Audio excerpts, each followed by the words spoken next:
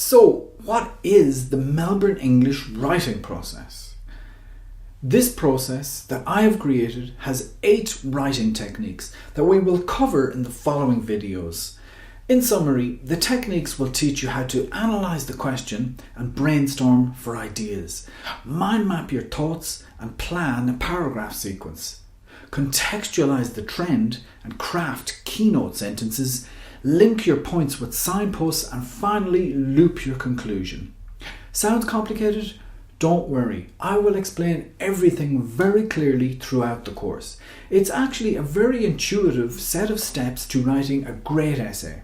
And after completing the course and with some practice, you will be able to easily use these techniques in your own essay. And once you master these 8 techniques, you will be able to score 100% on 2 of the key areas the IELTS examiners grade. So let's think about that for a moment. What do the IELTS examiners look for in an essay?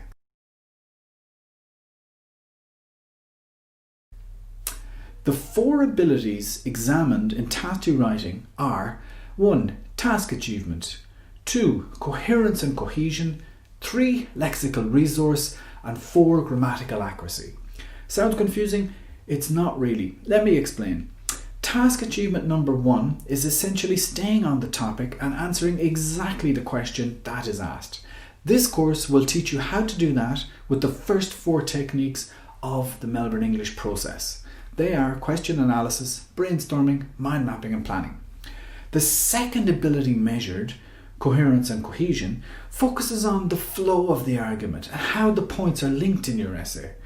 I will teach you what I call signpost words and phrases to assist you to do this. Completing this course and using the knowledge will show you how to excel in coherence and cohesion. Lexical resource refers to your range of vocabulary. Obviously, this is more difficult to teach in a short course. The videos and supplementary materials in this course will give you some very important and very useful vocabulary. But if your vocabulary range is limited, you will need more to do well in the IELTS. So start learning more by reading quality material every day. There are links to good reading websites and resources in the supplementary materials. Finally, grammatical accuracy is your grammar and spelling ability. This big topic is up to you to practice and perfect. If your grammar or spelling is weak, it takes time, so start today. There is a link to a downloadable GMAT grammar PDF in the supplementary materials. If you need to improve your grammar, as a minimum, I suggest you download the PDF, read it, do all the exercises and memorise the rules. So, are you ready to start the Melbourne English writing process? Yeah? Okay, then let's go to the next section, which starts with an overview to the first Melbourne English technique, question analysis.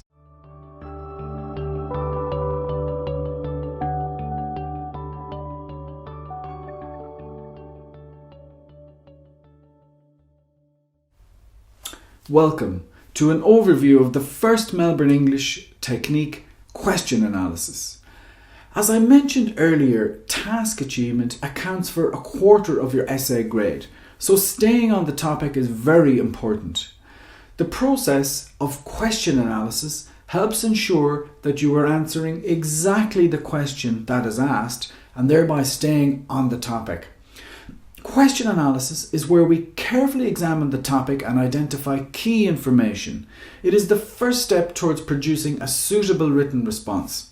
Let's do that with an example in the next video.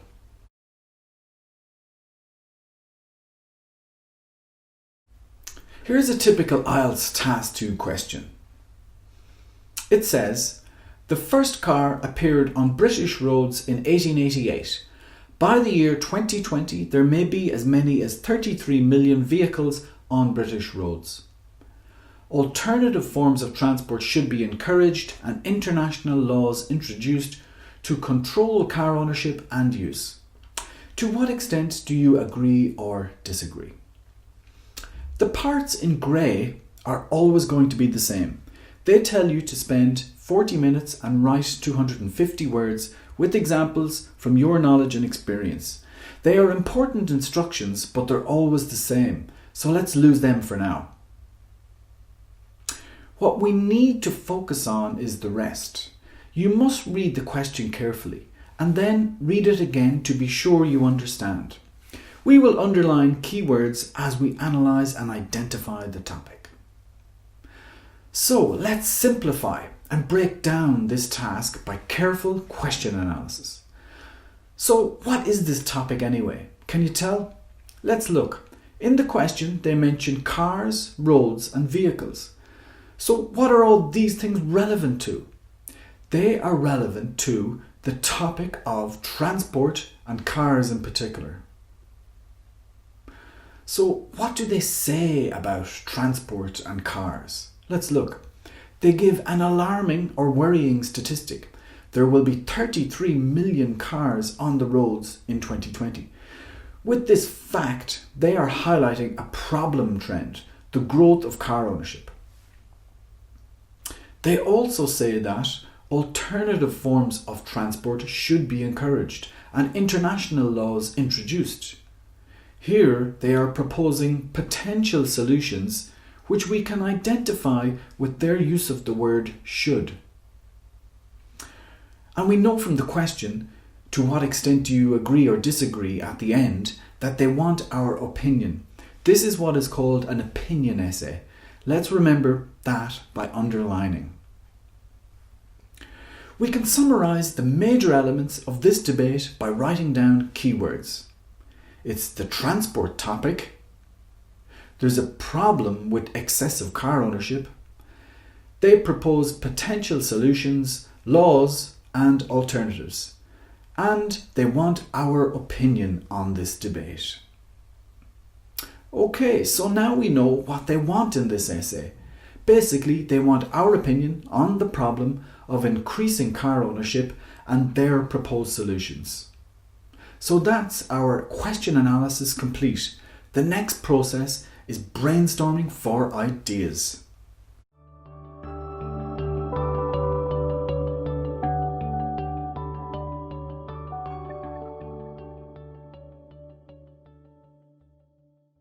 So what is brainstorming and why is it important?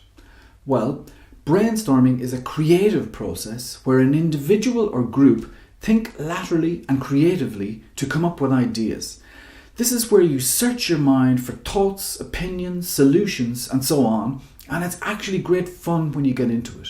I consider brainstorming to be a right side of the brain process. It's not rational and methodical, it's more intuitive and creative. Don't worry so much about having the correct answer. That's not the point. Some of your ideas from your brainstorm may be discarded later, and that's okay. While brainstorming the topic, you will create a diagram called a mind map. From this diagram, you will group your thoughts into an essay plan, which we will cover later. Because the IELTS Task 2 essay requires your thoughts and knowledge and sometimes your opinions, you need to come up with ideas so you can put them into your essay plan before you start writing. That's why brainstorming is important. So, how do you start brainstorming? You must make sure you fully understand what the question requirement is and what your essay's topic is, and that's why we have our question analysis process. We look at our notes from the question analysis of the transport question and discuss how we can brainstorm that topic in the next video.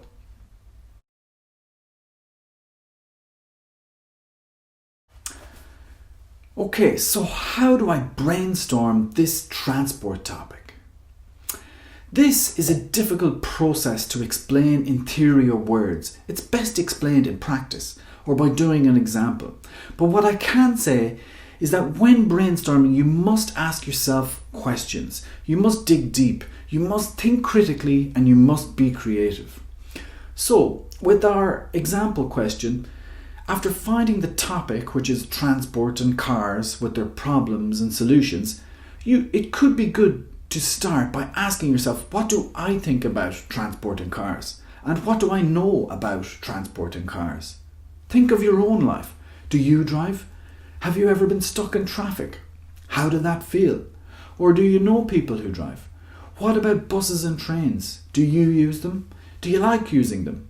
What's the situation in your home country with transport and cars? Is it different to the UK? What about other places where you've visited, studied, worked, or seen in movies? It's all about the questions. Just ask yourself the right questions. I like to draw diagrams when I think creatively. That's why I recommend the mind map technique, which is interlinked with the brainstorming process. Watch me finish brainstorming the transport topic and see how I convert my ideas into a mind map in the next video.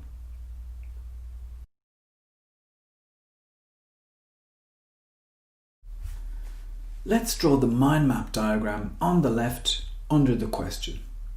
In the exam, you can do this on your question sheet. So I know that transport and cars are the central debate. Let's put that in the middle of the page. I know the trend over time with car ownership is relevant. Let's represent the trend with a big arrow across and the increase in cars on the roads with a small arrow up. I also know there's a problem with this trend, so I'll put a big X to remind me. That problem is increasing usage or ownership. So the question points to potential solutions, which are alternative transport and international laws on ownership. So now I have simplified the core debate in my diagram. It's now up to me to decide my opinion. So I'll be honest and I'll simply ask myself the right questions as I brainstorm. Firstly, the trend. I can't really argue with their statistic about the number of cars, so I will just accept that and move forward. Let's tick that on the diagram to symbolise my agreement. Now, what about the solution of international laws controlling car ownership? What do I think about that? Every country must decide their own laws, so this solution doesn't seem practical to me. I don't really agree with the international laws proposal. I'm going to symbolise my doubt on this with a question mark. What I really should develop further and debate in this essay is whether alternative forms of transport should be encouraged. I'm going to think critically and explore that idea before saying yes or no, as that's the type of critical exploration that will give me good meaty content for my essay. So first I need to think, what are the alternative options to cars? Well, one of my favourites is cycling. That's how I get around the city. So let's explore the pros and cons of this option and first make a list of the benefits of cycling. On the plus side, cycling is a healthy form of exercise. And it's cheap, both for the government and individuals. And it's environmentally friendly. Good. So are there any downsides to cycling? Let's quickly draw a minus sign to symbolise that. Well, it can be a bit dangerous, especially if there's no bicycle lanes or at night time. Let's jot that down as a minus. Also, it's not great in bad weather or in academic language in inclement weather conditions. Okay, what other transport alternatives to cars and bicycles are there? Let's think. If I need to get to the library to meet a student and I can't drive or cycle, what can I do? Well, I can take a bus or train. So what's the best academic term for that? Can you guess? It's public transport. Let's jot that down. Now, I'll ask myself, what are the advantages and disadvantages of public transport? Well, it's very fast, especially the train, which can avoid traffic. And it can bring the user relatively long distances. So my advantages, known as benefits or pros, are it's fast and long distances can be covered. As I'm being critical, I also want to consider, are there any downsides to public transport? Just like with most IELTS debates, of course there are potential downsides. It is extremely expensive to invest in public transport for one, and it's slow to build or develop. So cost and time are my disadvantages, also known as downsides or cons. Okay, so that completes a mind map that incorporates the main points and is on topic. Remember, the quality of your ideas is not being tested here, your English is, and it's important to do this process quickly in the exam so you have time to write the essay. However, you must also remember that task achievement accounts for 25% of your IELTS essay grade, so it is important to stay on the topic. That's why you need ideas. You may be slower the first few times you brainstorm and mind map, but practice will make you faster. Okay, so now I have a mind map with lots of ideas on the transport and cars topic, and I'm sure the ideas are on topic because I have gone through the question analysis, brainstorming and mind mapping processes. So now I'm ready to turn the mind map into a paragraph sequence plan, which is the next lesson.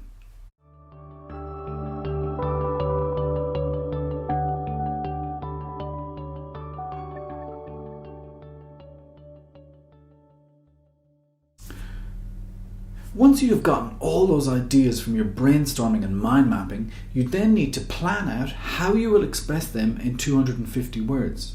As I mentioned earlier, structure is a very important part of an IELTS essay. Let's assume your essay is a story. Every story needs a beginning, a middle and an end, right? This is also true for an IELTS essay. You need to divide your essay into paragraphs to signal to the reader where they are in your story. Therefore, you need an introduction, a body and a conclusion in your essay. The body is the biggest part with at least 200 words, and it's usually best divided into 2 paragraphs. We'll see why later. Your introduction paragraph and conclusion paragraph can be around 35 to 40 words each. So you have 4 paragraphs in total.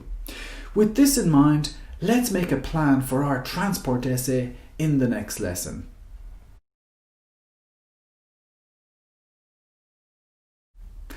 Let's plan a paragraph sequence for the transport question we looked at earlier. We'll draw it on the right hand side. In the exam, you can use the question sheet to make the plan. So as I mentioned earlier, you usually need 4 paragraphs for your answer. Let's draw a grid for that. You also need a short introduction and a short conclusion. In most essays, you will have 2 body paragraphs. I always call the body paragraphs paragraph A and paragraph B. So now we have a plan outline. This simple grid can work for almost every Task 2 essay. Essentially, planning a paragraph sequence is deciding the best logical order to answer the question fully. For this transport question, we'll start by examining our mind map diagram on the left. Basically, we want to take those great points from the mind map and put them into a logical order in the plan on the right. So what do we know from our mind map on the left? We know the question highlights a problem, which is millions of cars on the road. And I agree with that fact because I know 33 million cars causes a lot of traffic and environmental problems. Let's address that in the introduction. That will get us off to a good start. Now, they propose one solution of all international laws which I don't agree with, and they also offer a better solution in alternative transport, which I have some thoughts about, both positives and negatives. I feel the best order for my ideas is to agree there is a problem in the introduction, to explore the pros and cons of the alternative solutions, cycling and public transport, in the body, and to disagree with the international laws idea in the conclusion. I can have cycling pros and cons in body paragraph A and public transport pros and cons in paragraph B. I'll use the conclusion to briefly agree again that there's a problem and recommend that the alternative transport solutions are promoted by government and society while disagreeing with the international laws proposal. So now, in my plan, I just fill the body paragraphs with the rest of the appropriate points and ideas from the mind map. Many people often ask how long should I spend doing the first 4 processes that we have covered, which are question analysis, brainstorming, mind mapping and planning. In the exam, you need to be quick with these processes. You only have 40 minutes to write the 250 word essay, so my advice is to spend around 6 minutes analysing, brainstorming, mind mapping and planning. This leaves you with 30 minutes to actually write the essay and 4 minutes to check for mistakes at the end. These techniques will probably take longer the first few times you try them, so practice them with other IELTS topics to improve your speed. There are links to sample questions in the supplementary resources. So pick a question from the list and practice your question analysis, brainstorming, mind mapping and paragraph sequence planning. Okay, we are progressing very well with this transport example question. Well done for making it this far. The next process is in the next lesson is contextualize the concept.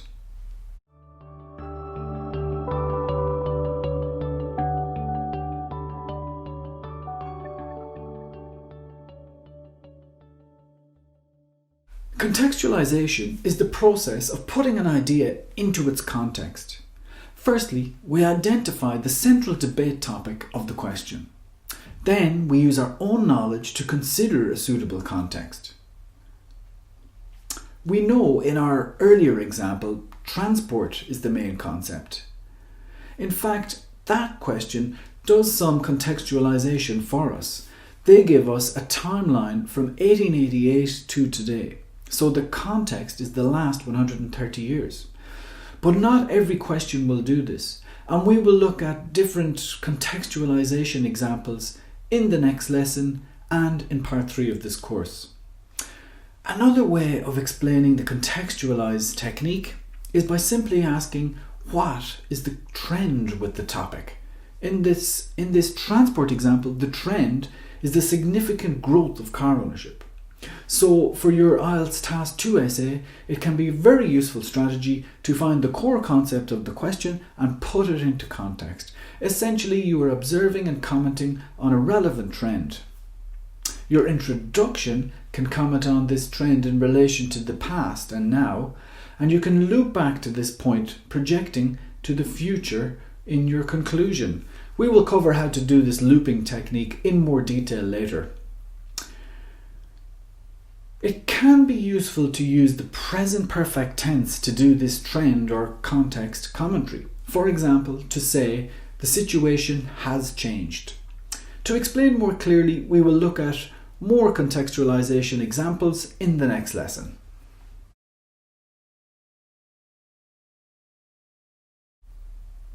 So we know that in our example question, transport and cars are a central topic. To contextualize this topic, we could say something like this. Car ownership started in the UK in 1888 and has grown steadily since then. Note how the present perfect tense works well. Ownership has grown. Here's some other potential IELTS question topics put into context. Population. That's an easy one. Let's add some academic language. The world's population has grown exponentially in the last few decades. Good, nice and simple. And health. What's a trend or context there? That's also easy. Health for most people is improving. Let's get a little bit critical and also talk about why. Medical science has improved significantly over the last century as drugs and treatments have advanced and led to improved health for many people. Great! That contextualization goes deeper and analyses both the cause and effect of improved medical science. The environment, another popular topic. This is something I'm interested in. I read about issues like climate change and pollution all the time.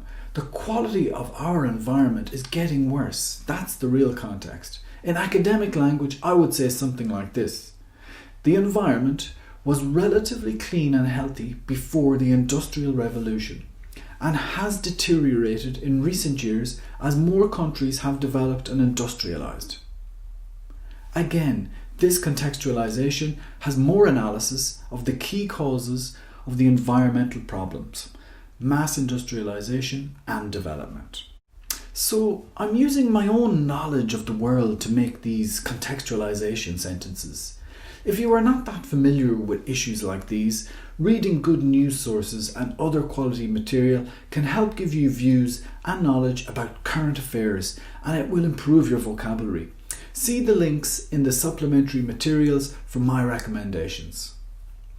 Of course, you may have a better idea for your introduction or on how best to contextualize these concepts, but If you get stuck in the exam and cannot think of what to write, the contextualization technique can be a quick and easy solution.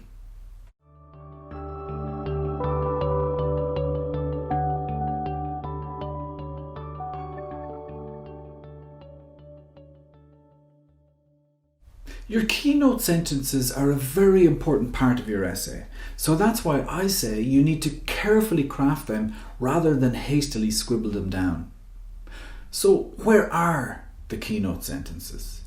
The keynote sentences are usually the first sentences of the body paragraphs, although you can have them at the end of the paragraph also. My preference is to have them at the start of the paragraph. That way you can introduce the content and points of that paragraph without going into specific details. So what elements should a keynote sentence have?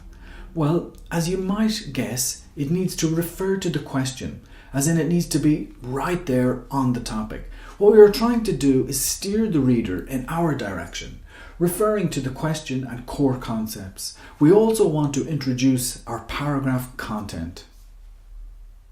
We will look at some examples of keynote sentences in the next video.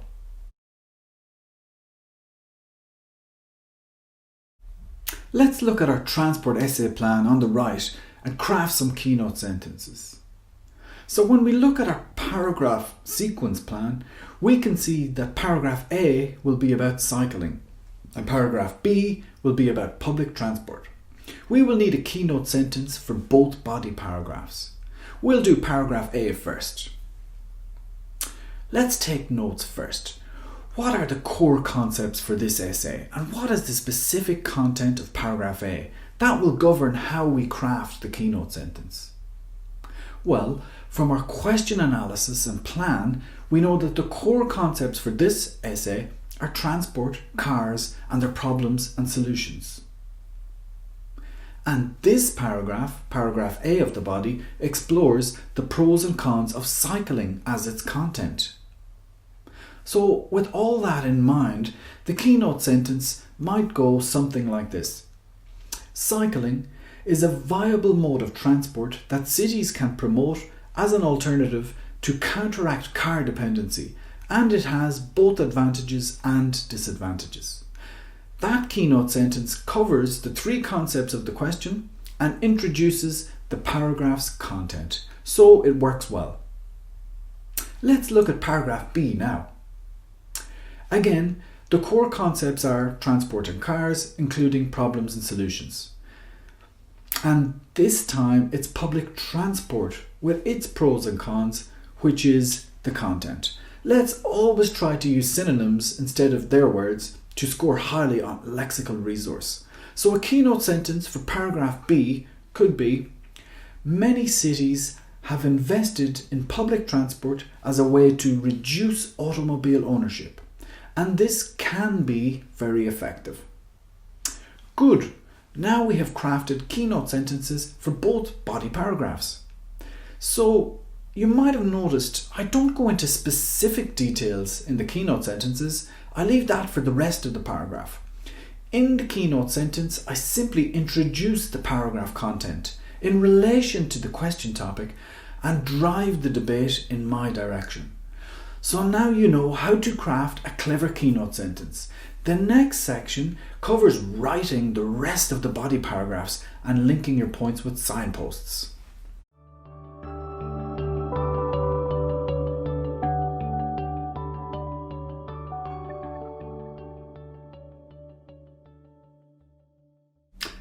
There are certain linking words and phrases that are necessary to use in IELTS essays. I call these signposts because they guide the reader through your essay like a signpost would guide you through a city.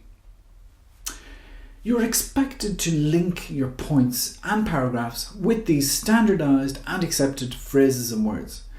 To do well in the exam, you will need to do this properly, but the good news is that it's pretty easy.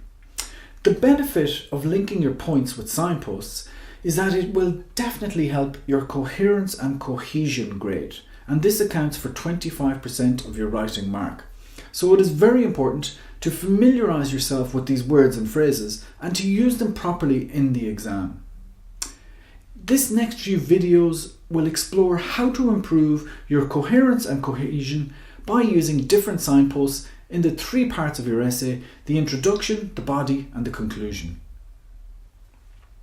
The signpost document is in the supplementary materials. You should download this and familiarise yourself with all of the phrases and words listed. We'll look at some examples in the next video. So what are some linking phrase examples? Firstly, let's look at the introduction and a linking phrase that we can use there. One of my introduction favourites is the agreement phrase, "It is true that." This phrase is very handy as most IELTS debates have at least some truth to their claims, and this phrase sets you up to agree or partly agree with a point. Of course, you may use a different link or signpost to begin an agreement, but this one is pretty good. If you're looking at opposing sides of an argument in the body of an essay, your best linking phrases are "on the one hand" and "on the other hand." They work very well in keynote sentences, so you may begin paragraph A of the body with "on the one hand, there are many advantages to something," and paragraph B of the body could begin with "on the other hand, there are numerous disadvantages to something." As you make multiple points within the body paragraphs, you can signpost them with words like "firstly," "secondly," "thirdly," and "finally." And to end your essay, and for our final example in this video, you may begin your conclusion paragraph with the phrase "in conclusion." So these are just some of the phrases you may use. There are many more listed in the signpost document, which you should download from the supplementary materials and read. I will now show you how to signpost and link the points from our transport example in the next video.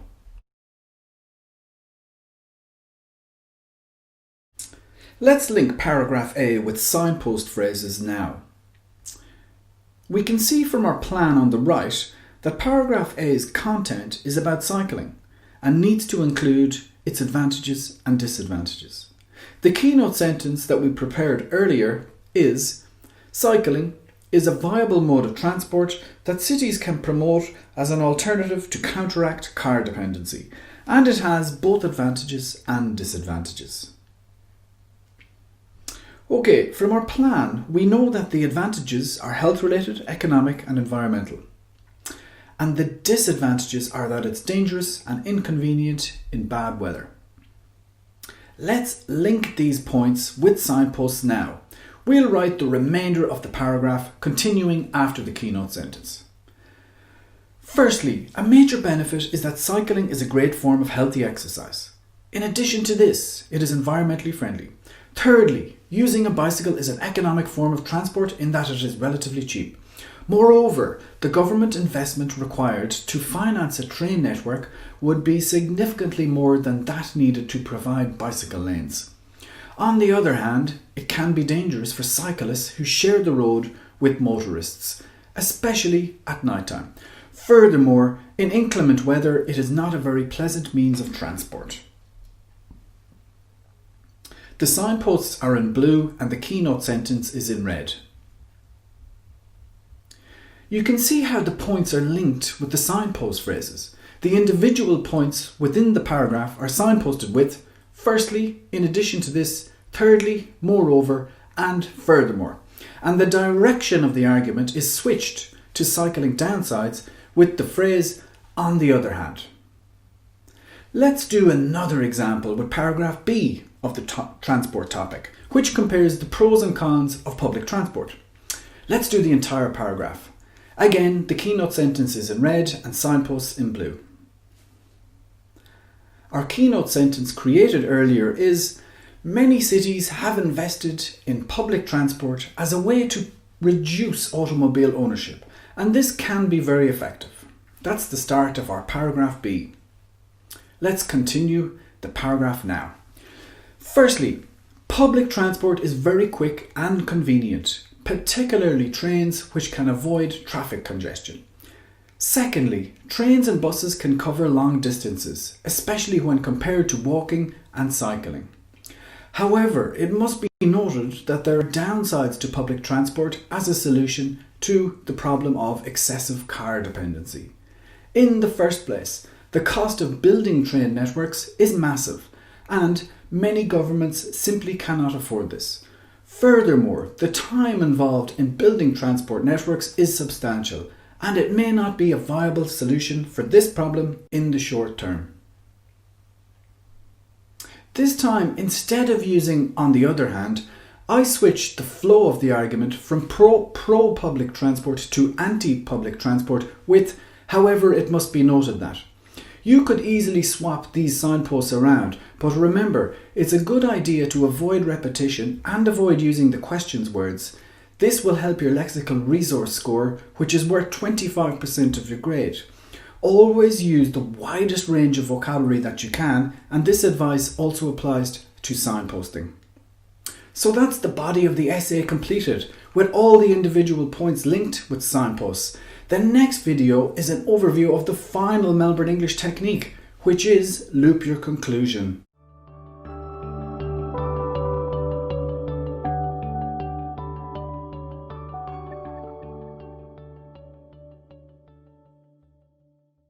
Looping your essay means, at the end, referring back to your introduction and somehow wrapping up the debate.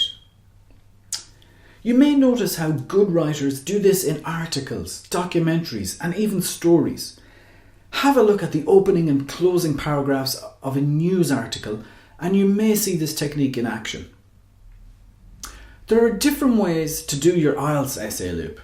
One way could be to ask a big question in the introduction and close with the clever answer in the conclusion. You could also present a problem at the start and offer a solution at the end. However, it's not that easy to do this well in a short space of time. Journalists and writers may spend days polishing this kind of loop, and you only have 40 minutes for your entire essay.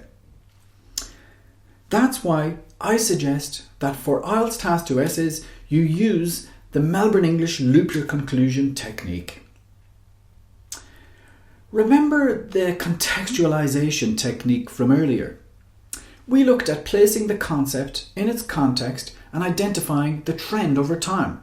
In the transport example, we have the trend of the steady growth of car ownership from 1888 to today. So to loop this essay's conclusion, we can simply look at this trend in its context.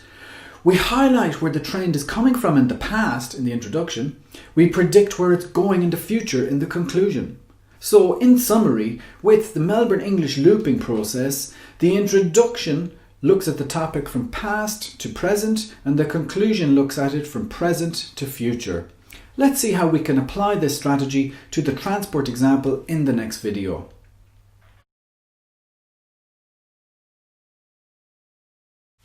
As I mentioned, the transport topic is already highlighting the trend with car ownership over time. But be aware that not every question will do that. We will cover what to do in this situation in part 3 of the course. But let's get back to this transport example for now. When writing this introduction, I will think about the trend, the context, and how I will loop back the conclusion later. So, car usage growth is a worrying trend. I agree with that. And the essay is really about the usefulness of two solutions, alternative transport and international laws. This essay is about my opinion, so I'll need to highlight that in the introduction. I will use synonyms and academic language and avoid using their words. So my introduction can go something like this. It is true that the proliferation of automobiles has led to serious logistical and environmental issues for UK society as traffic problems and carbon monoxide production become major problems that have grown exponentially over the last century. This sentence places the car transport topic in its timeline context, the last 130 years, and it comments on car ownership growth and its problems. Note that it uses the present perfect tense with the verbs has led to and have grown. Let's finish the introduction by being sure to introduce the essay debate content and include our opinion. The concept of cross-border legislation and the promotion of different transport means have been cited as solutions to these problems that, in my opinion, have some potential. So this final sentence of the introduction places the concept in its timeline context, discussing methods of fixing the problem that have been tried thus far. It also opens the debate without closing it off, which is a good strategy, and gives my opinion, which is partial agreement. Remember here that in an opinion essay, it is possible to completely agree, completely disagree, or to partially agree. Most of the time, it's best to partially agree because most IELTS essay topics are a grey area. They're not black and white, so if you explore both sides of the argument, it gives you more content and points for your body paragraphs. Okay, so in our transport example, we know our body paragraphs, which we wrote earlier, cover the pros and cons of cycling and public transport. That leaves us with the job of looping our conclusion back to this introduction that we just wrote. Remember, we want to refer to the transport topic from past to present in the introduction and from present to future in the conclusion. Let's write the conclusion now.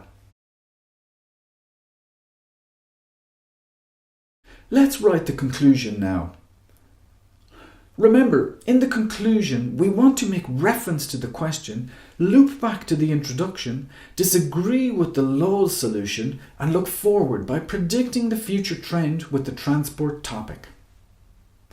With all that in mind, the conclusion can go something like this.